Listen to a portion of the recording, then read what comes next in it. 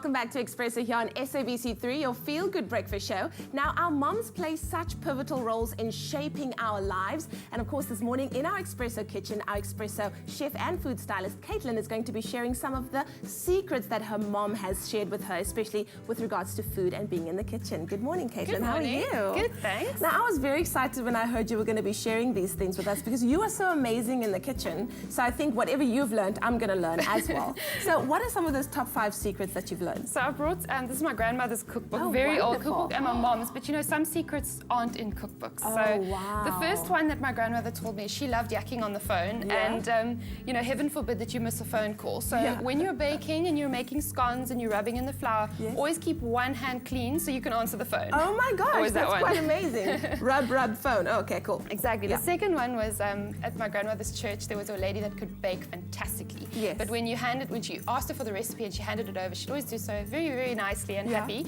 And then if you made it at home, it would never come out the same. Why? And it was this sordid thing in the town when it came out that she used to leave out an ingredient in the recipe.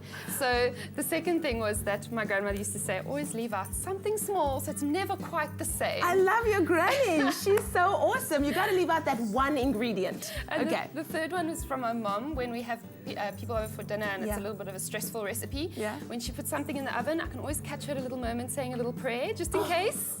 Just in case. Because you never know how it's going to come out. Exactly. Oh, your mom rocks. Exactly. The fourth one was don't ever cook beetroot in a pressure cooker. Really? Why? We were once, my grandmother was pickling beetroot from my grandfather's garden and we heard a hissing sound and it exploded. There was beetroot everywhere for days. Yeah. Oh my goodness. That sounds like a scene out of a horror movie or something like that. It was a mess. And the fifth one is from my mom, where I get my sweet tooth. Oh, right. And at the end of dinner, she always used to say, do you feel like something sweet? She never used to bring out cookies or brownies. It was a tin of condensed milk and a spoon. And I love your mom. I love your mom. That's how everyone does it, right? Hey, absolutely. What else is condensed milk for but for eating? So That's awesome. Those are my 5. Wonderful. Well, if you have some really great secrets that your mom has sent you, send us a message on our Facebook page. Of course, like I said, they've helped to shape our lives in such amazing ways. And look how awesome Caitlin turned out. Hey, having eaten condensed milk out of a tin. Oh, yeah. And I want to hear everybody's stories. Everyone's got those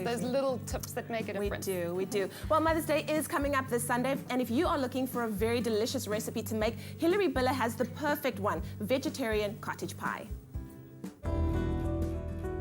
We found goodness in Goed Gedacht olive oil and all the good they do for the community. Pick and Pay, always there for you.